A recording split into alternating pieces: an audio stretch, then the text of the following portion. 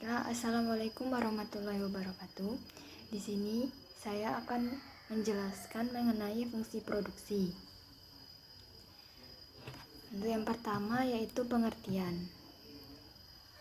Fungsi produksi adalah hubungan antara faktor-faktor produksi tetap jumlahnya seperti tanah, modal, dan keahlian atau kewirausahaan, dan faktor produksi yang dapat ubah jumlahnya, yaitu tenaga kerja, dengan tingkat produksi yang dapat diciptakannya.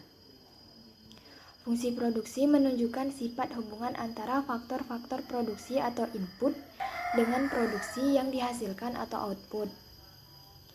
Di sini Q itu sama dengan fungsi dari K, L, R, dan T, di mana Q itu adalah output, K itu jumlah modal atau kapital, L itu labor, jumlah tenaga kerja, R itu resource, kekayaan alam, T itu teknologi. Selanjutnya, jangka waktu produksi. Jangka di sini ada dua, yaitu jangka pendek short run dan jangka panjang long run. Untuk yang jangka pendek, bila sebagian dari faktor-faktor produksi dianggap tetap, produksi dianggap tetap jumlahnya, yaitu dalam periode waktu tertentu. Jangka panjang, bila semua faktor produksi dapat mengalami perubahan, semua faktor produksi yang dapat ditambah bila diperlukan dan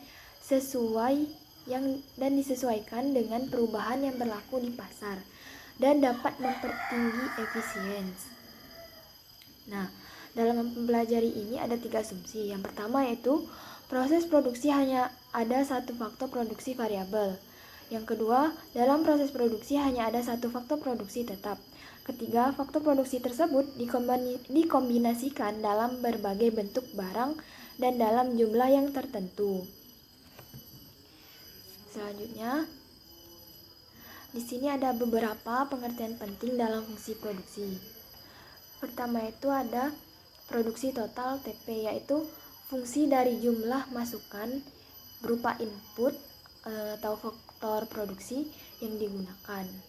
Yang kedua ada produk rata-rata, yaitu AP, yaitu jumlah keluaran atau produk yang dihasilkan dari setiap unit masukan yang digunakan, merupakan hasil bagi produk total terhadap jumlah masukan.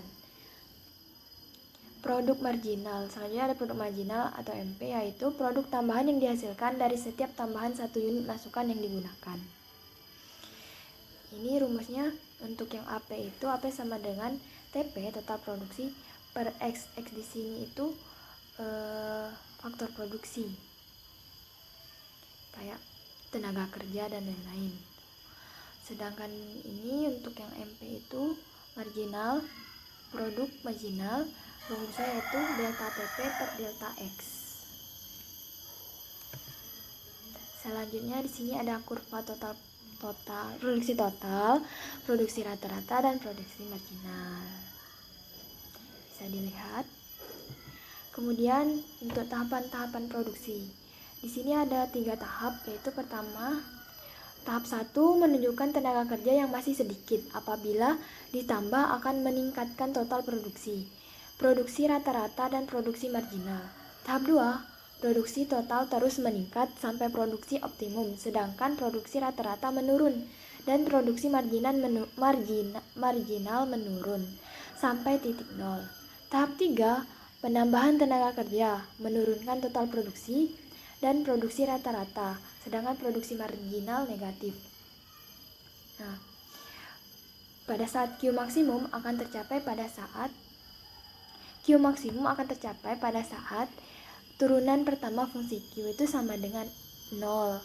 Sedangkan untuk MP yang maksimum akan tercapai pada saat turunan MP itu sama dengan 0. Sedangkan AP maksimum dicapai pada saat turunan AP sama dengan 0.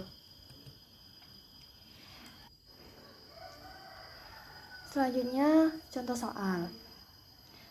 Suatu proses produksi menggunakan input L dan K untuk menghasilkan produk tertentu.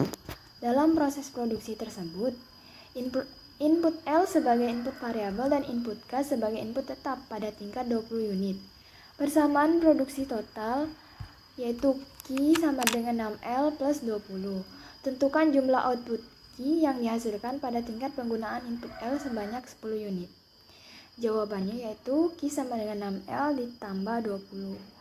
L tadi kan L tadi sebanyak 10 unit, maka dari itu L di sini diganti dengan angka 10. Jadi 6 dikali 10 ditambah 20 sama dengan 80 unit. Nah, produk total Q pada penggunaan input L sebanyak 10 unit adalah 80 unit. Baiklah, sekian penyampaian materi dari saya. Apabila ada kesalahan dalam pengucapan dan penyampaian, saya mohon maaf. Wabillahi taufiq wal hidayah. Wassalamualaikum warahmatullahi wabarakatuh.